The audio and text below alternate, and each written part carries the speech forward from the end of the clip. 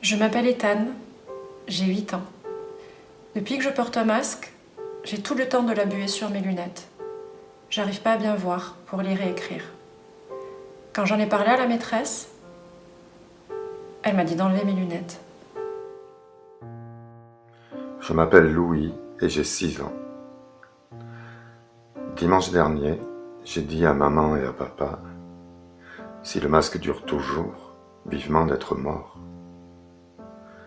Maman m'a fait un gros câlin et puis elle s'est mise à pleurer. Je m'appelle Elio, j'ai 7 ans et dans ma classe, on a droit à 3 jetons par jour par élève. Les jetons, ils servent à quand on a besoin de sortir, baisser un petit peu le masque pour mieux respirer. Et 3, c'est pas beaucoup. Alors le matin, j'essaie de faire attention pour qu'il m'en reste au moins un dans l'après-midi. Et encore, moi, j'ai de la chance parce que mon grand frère en CM2, lui, il n'a pas de jeton de respiration. Je m'appelle Estelle, j'ai 7 ans. Mardi, ma copine Léonie avait de la fièvre. Apparemment, l'école n'a pas réussi à joindre ses parents au téléphone. Et la directrice, qui avait peur du Covid, l'a laissée dans la cour tout l'après-midi, toute seule. Je la voyais par la fenêtre et je m'inquiétais beaucoup pour elle. Parce que quand on est malade, on ne doit pas rester dehors. Je suis triste parce que elle ne viendra plus à l'école, son papa et sa maman ne veulent plus. Ils ont dit que Léonie faisait une crise d'appendicite et qu'elle a beaucoup souffert, toute seule dans la cour. Quand ils l'ont amenée à l'hôpital, elle s'est fait opérer de suite parce que c'était très grave. Je m'appelle Laura, j'ai 13 ans. L'autre jour, j'ai demandé à ma prof pourquoi on devrait mettre des masques puisque le virus rendait très peu d'enfants malades. Elle m'a répondu, ben, c'est pas pour vous, c'est juste pour protéger les profs. Elle a dit, on a peur de vous, alors vous pouvez bien supporter ça. J'ai rien dit, mais ça m'a blessé.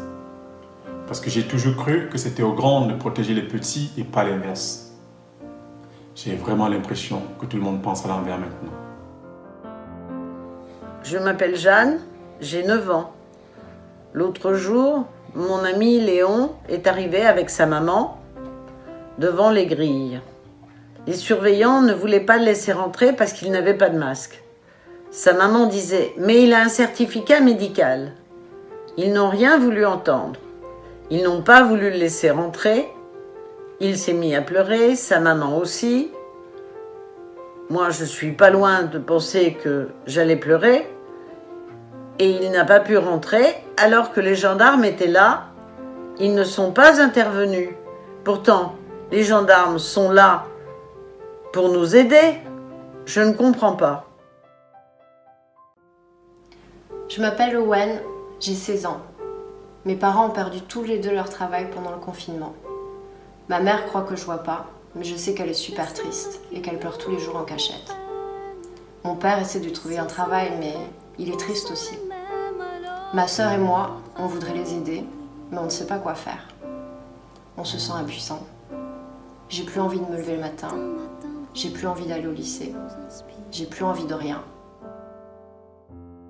Je m'appelle Diallo, j'ai 10 ans. Parfois j'ai la tête qui tourne. À l'école, je demande à la maîtresse d'aller aux toilettes pour pouvoir respirer en cachette, sans mon masque. Je le fais plusieurs fois par jour. Vendredi, j'ai saigné du nez, mais j'ai rien dit. Je voulais pas être malade. Je dois protéger les médecins, parce qu'il y a trop de gens à l'hôpital. C'est le président qui l'a dit. Et les médecins aussi. Je m'appelle Florian, j'ai 16 ans. Avant la rentrée, j'avais quelques boutons sur le visage.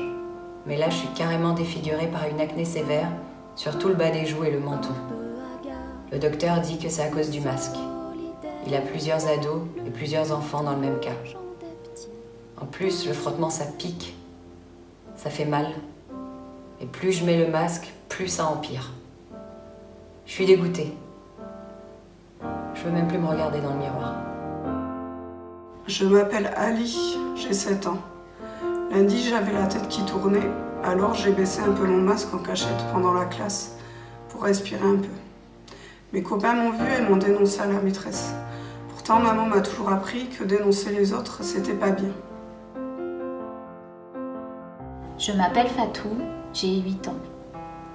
Mon copain Paul, qui est dans ma classe, est autiste. Il ne peut pas porter de masque, alors il met une visière transparente, mais elle le gêne aussi. La dame qui est là pour l'aider lui remet tout le temps en place, mais il crie souvent. C'est triste parce qu'il n'a plus le droit d'être près de nous. Le directeur dit que la visière ne protège pas comme un masque.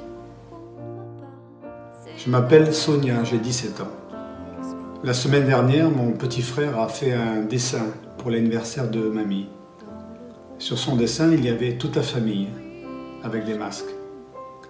Et en dessous, il avait écrit « Joyeux anniversaire, mamie, je t'aime.